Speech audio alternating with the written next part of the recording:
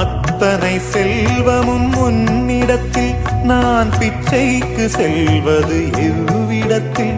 வெறும் பாத்திரம் உள்ளது என்னிடத்தில், அதன் சூத்திரமோ அது உன்னிடத்தில்.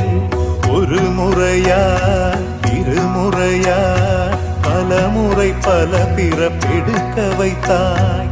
புதுவினையா பழவினையா கணம் கணம் தினம் என்னை துடிக்க வைத்தாய். பொருளுக்கு அலைந்திடும் பொருளற்ற வாழ்க்கையும் துரத்துதே.